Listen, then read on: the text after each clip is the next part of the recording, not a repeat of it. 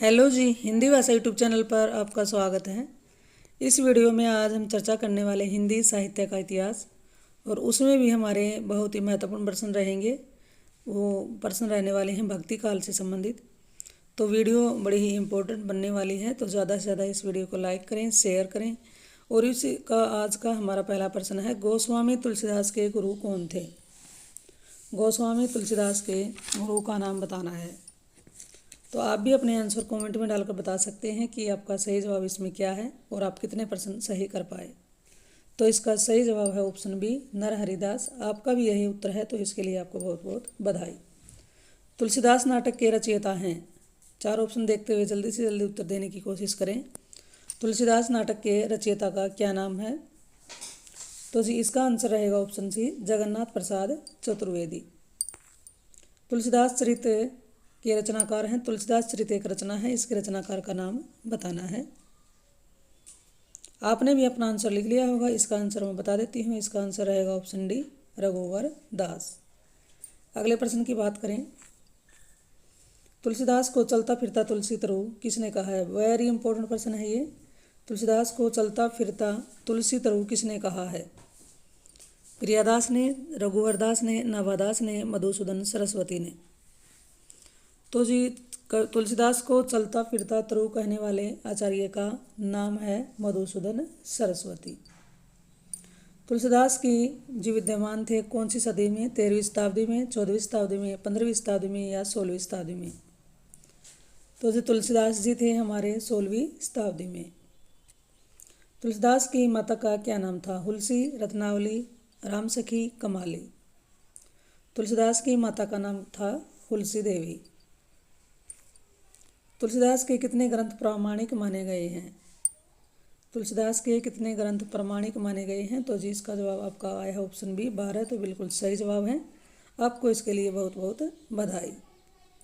संवत 1631 करूँ कथा हरिपद धर सीसा उपयुक्त चौपाई किस ग्रंथ की रचना से संबंध है? यानी कि ये चौपाई किस ग्रंथ में से ली गई है?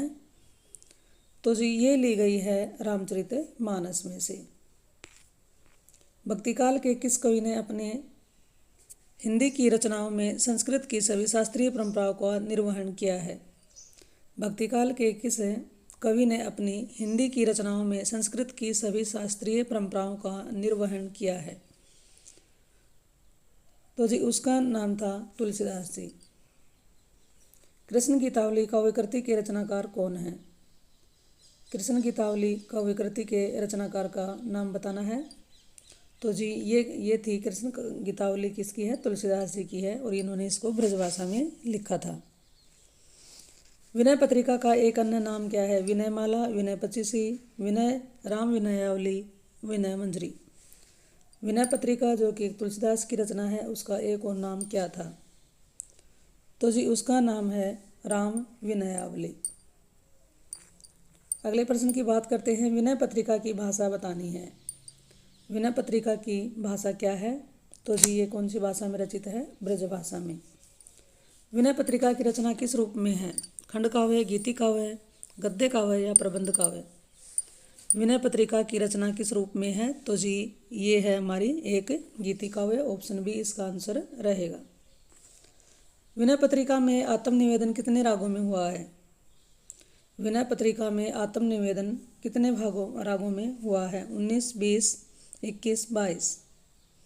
इसका सही जवाब हमारा है 21। विनय पत्रिका का प्रमुख रस कौन सा है? विनय पत्रिका का प्रमुख रस कौन सा है? तो जी इसमें प्रमुख रस है इसमें ऑप्शन डी, शांत रस। विनय पत्रिका का विषय क्या है? आध्यात्मिक जीवन, देवस्तुति, योग भावना, ज्ञान प्राप्ति का साधन। विनय पत्रिका का विषय क्या है? तो जी उसका विषय है आध्यात्मिक जीवन। ऑप्शन ए इसका सही जवाब होगा। विनय पत्रिका में कितने पद हैं? विनय पत्रिका में कुल पदों की संख्या कितनी है? तो जी उनकी संख्या है 280। तुलसीदास की प्रथम रचना कौन सी है? ये 4 ऑप्शन आपके सामने हैं, इनमें से सही जवाब दीजिएगा। तुलसीदास की प्रथम रचना कौन सी है इन चारों में से? तो जी इसका सही जवाब है ऑप्शन बी, गीतावली। उनकी ये प्रथम कृति है। तुलसीदास की काव्य कला की सबसे मधुरतम अभिव्यक्ति है। तुलसीदास की काव्य कला की सबसे मधुरतम अभिव्यक्ति किस में हुई है, कौन सी रचना में देखने को मिलती है? तो जी ये मिलती है गीतावली में। गीतावली की रचना रूप हैं, यानी कि गीतावली बताना है खंड काव्य है, प्रबंध काव्य, गद्य काव्य या गीति काव्य। तो जी गीतावली है हमारी गीति काव्य। निम्नलिखित में से किस ग्रंथ में तुलसीदास ने छंद विशेष न रखकर 21 रागों की योजना की है? बहुत ही महत्वपूर्ण प्रश्न है, अपना ध्यान बनाए रखें और जानकारी आपको अच्छी लगे तो इसको शेयर जरूर करें। निम्नलिखित में से किस ग्रंथ में तुलसी ने छंद विशेष न रखकर 21 रागों की योजना की है? तो जी ये की है गीतावली में। गीतावली की भाषा कौन सी है? गीतावली की भाषा बताइएगा। तो जी गीतावली की भाषा है ब्रज भाषा। तुलसीदास ने मीन की संचरी का वर्णन किस ग्रंथ में किया है? तुलसीदास ने मीन की संचरी का वर्णन किस ग्रंथ में किया है? जल्दी से जल्दी आप अपना आंसर दे दें। तो जी ये किया उन्होंने कवितावली में। कवितावली में कितनी कविताएं हैं? कवितावली में कुल कितनी कविताएं हैं? तो जी कवितावली में कविताओं की संख्या है 325। बालकांड में 22, अयोध्या कांड में 28, अरण्य और किष्किंधा कांड में 1 और सुंदरकांड में 32, लंका कांड में 58 तथा उत्तरकांड में 183 इसमें क्या हैं कविताएं हैं। अगले प्रश्न की बात करें तो कवितावली को कवित रामायण भी कहा जाता है। क्यों कहा जाता है? किस कारण इसको कवितावली को कवित रामायण भी कहा जाता है? 4 ऑप्शन आपके सामने हैं, सही जवाब जल्दी से जल्दी दीजिए। तो जी इसका सही जवाब है ऑप्शन ए। इसमें रामकथा 7 कांडों में वर्णित है, इसलिए कवितावली को कवित रामायण भी कहा जाता है। कवितावली में कितने प्रकार के छंदों का प्रयोग हुआ है? कवितावली में कितने प्रकार के छंदों का प्रयोग हुआ है? तो जी कवितावली में 4 प्रकार के छंदों का प्रयोग हुआ है। अब वो कौन कौन से हैं? कवित, सवैया, छप्पय और झुलना। झुलना भी एक छंद है। कवितावली के किस कांड में एक ही छंद है? कवितावली के किस कांड में एक ही छंद है? तो जी ये जो किष्किंधा कांड है इसमें एक ही छंद है। किस ग्रंथ में तुलसी ने राम के ऐश्वर्य को प्रधान स्थान दिया है? किस ग्रंथ में तुलसीदास ने राम के ऐश्वर्य को प्रधान स्थान दिया है? तो जी उसका नाम है कवितावली। वैराग्य संदीपनी किस कवि की रचना है? वैराग्य संदीपनी के रचयिता का क्या नाम है? तो जी उनका नाम है तुलसीदास। रामज्ञा प्रश्न का दूसरा नाम है। बहुत ही महत्वपूर्ण प्रश्न है। रामज्ञा प्रश्न का दूसरा नाम बताइए। 4 ऑप्शन को देखते हुए जल्दी से जल्दी आप भी अपना आंसर देने की कोशिश करें। तो जी उसका दूसरा नाम क्या है? दोहावली रामायण। और ये दोनों ये रचना एक ही है और ये रचित है तुलसीदास जी के द्वारा।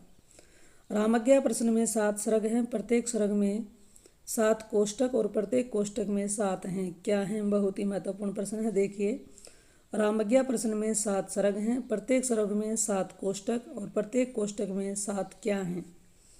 तो जी प्रत्येक कोष्ठक में 7 क्या हैं? तो जी उसमें 7 हैं दोहे। तुलसी की कुमार संभव से प्रभावित रचना है। तुलसी की कुमार संभव से प्रभावित रचना का क्या नाम है? तो जी उस रचना का नाम है पार्वती मंगल। तुलसीदास की कौन सी रचना वाल्मीकि रामायण पर आधारित है? तुलसीदास की कौन सी रचना वाल्मीकि रामायण पर आधारित है? तो जी इसका सही जवाब है जानकी मंगल। रामलला नछऊ की भाषा है। रामलला नछऊ की भाषा है तो उसकी भाषा है अवधी। रामचरितमानस को पूरा करने में तुलसीदास को कितना समय लगा? रामचरितमानस बड़ी ही तुलसीदास की प्रसिद्ध रचना रही है, तो इसको पूरा करने में उनको कितना समय लगा? तो जी उनको लगा है लगभग 2 वर्ष 7 माह। रामचरितमानस में किस संवाद का संबंध नहीं है? रामचरितमानस में मानस से किस संवाद का संबंध नहीं है? तो जी इसमें जो है राम सीता संवाद, इसका संबंध इस रामचरितमानस में नहीं है। रामचरितमानस में कितने कांड हैं? कांड कहे तो कांड का मतलब होता है अध्याय, चैप्टर। तो जी रामचरितमानस में कुल 7 कांड हैं। रामचरितमानस के कांडों का सही अनुक्रम क्या होगा? बहुत ही महत्वपूर्ण प्रश्न है, अपना ध्यान बनाए रखें। रामचरितमानस के 7 कांडों का क्रम बताना है कि कौन सा इसमें सही है।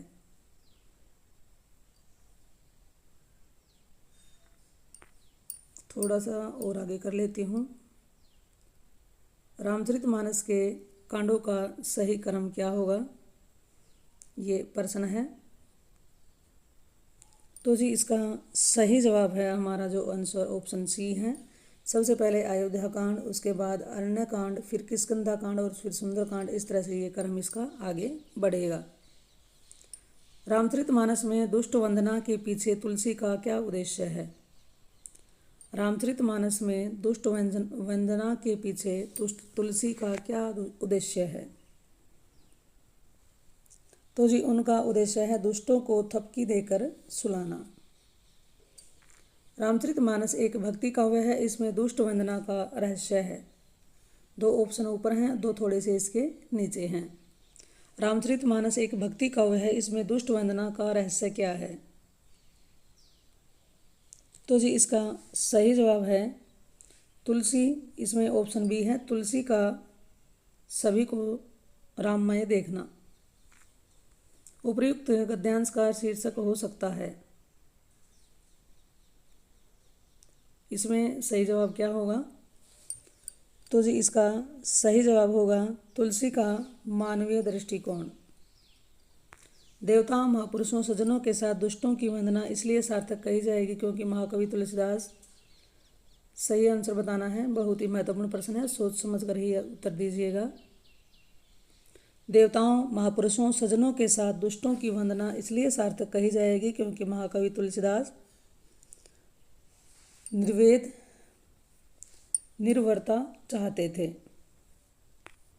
आचार्य शुक्ल ने लोकमंगल का कवि किसे माना है? आचार्य शुक्ल ने, बहुत ही महत्वपूर्ण प्रश्न है जी, आचार्य शुक्ल ने लोकमंगल का कवि किसको कहा है? तो जी उन्होंने कहा है तुलसीदास जी को। हिंदी का जातीय कवि कौन है? हिंदी का जातीय कवि, तो जी उसका नाम है, हिंदी का जातीय कवि भी कौन है? तुलसीदास जी को ही कहा जाता है। अवधि का निजी छंद है, अवधि का निजी छंद है, तो जी उस छंद का नाम है बरवे। आप भी आंसर देने की जल्दी से जल्दी कोशिश करते रहें। अवधि भाषा के सर्वाधिक लोकप्रिय महाकाव्य का क्या नाम है? अवधि भाषा में रचित है सर्वाधिक लोकप्रिय महाकाव्य का क्या नाम है? तो जी उसका नाम है रामचरितमानस। तुलसीदास ने भ्रमर गीत परंपरा के अंतर्गत भ्रमर गीत की रचना की है, जो संकलित है किसमें से लिया गया है? तो जी ये लिया गया है कृष्ण गीतावली में से। तुलसीदास द्वारा शारीरिक पीड़ा से मुक्ति हेतु लिखा गया ग्रंथ कौन सा है? तुलसीदास जी ने एक ग्रंथ लिखा था जो शारीरिक पीड़ा से मुक्ति दिलाता है, तो वो ग्रंथ कौन सा है? हनुमान बाहुक। तुलसीदास द्वारा रचित कौन सा ग्रंथ अवधि में है? तो जी उसका नाम है जानकी मंगल। तुलसीदास द्वारा रचित कौन सा ग्रंथ दार्शनिक माना गया है? कौन सा ग्रंथ तुलसीदास जी का दार्शनिक माना गया है? तो जी उसका नाम है वैराग्य संदीपनी। तुलसीदास की भक्ति भावना किस वर्ग की है? बहुत ही महत्वपूर्ण प्रश्न चल रहे हैं। तुलसीदास की भक्ति भावना किस वर्ग की है? तो जी उनकी भक्ति भावना है दास्य भाव की। तुलसीदास किस दार्शनिक मत के भक्त कवि थे? तो जी वो किसके थे? वो थे विशिष्ट द्वैतवाद। अकबर समकालीन होते हुए भी कौन सा कवि आईने अकबरी में उल्लेखित नहीं है? तो जी उनका नाम है तुलसीदास। ये अकबर के समकालीन रहे हैं। तुलसीदास को हिंदी का सर्वश्रेष्ठ कवि घोषित किसने किया था? तुलसीदास को हिंदी का सर्वश्रेष्ठ कवि घोषित करने वाले आचार्य का नाम है डॉक्टर रामचंद्र शुक्ल। तुलसीदास द्वारा रचित खंड काव्य है, तुलसीदास द्वारा रचित एक खंड काव्य है, उसका नाम क्या है? जानकी मंगल और पार्वती मंगल। राम भक्ति मार्ग में दाम्पत्य मूलक उपासना को लेकर चलने वाली श्रृंगारी भावना के प्रवर्तक कौन थे? तो जी उसका नाम क्या था? अगरदास। राम भक्ति में तत्सुखी शाखा के प्रवर्तक हैं। बहुत ही महत्वपूर्ण है जी ये प्रश्न। तत्सुखी शाखा के प्रवर्तक का क्या नाम है? तो जी उनका नाम है जीवाराम जी। राम भक्ति में सौसुखी शाखा के प्रवर्तक कौन हैं? राम भक्ति में सौसुखी शाखा के प्रवर्तक का नाम बताना है जी। तो ये आपका कमेंट में प्रश्न रहेगा। इसका सही जवाब आपको कमेंट में डालकर बताना है कि इसका सही आंसर क्या होगा। तो राम भक्ति में सौसुखी शाखा के प्रवर्तक हैं, ऑप्शन हमारे हैं अगरदास, बालानंद, रामचरण दास, रामप्रिया शरण। तो ये जानकारी आज की हमने लगभग 58 या 62 प्रश्नों पर चर्चा की है। ये जानकारी आपको कैसी लगी है ज़रूर बताइएगा। अगर जानकारी आपको अच्छी लगी तो वीडियो को लाइक करें, शेयर करें और आप चैनल पर पहली बार आए हैं तो इस चैनल को सब्सक्राइब कर लें। फिर मिलते हैं एक और नई वीडियो नई जानकारी के साथ। इस चैनल पर आने के लिए आपका बहुत बहुत धन्यवाद।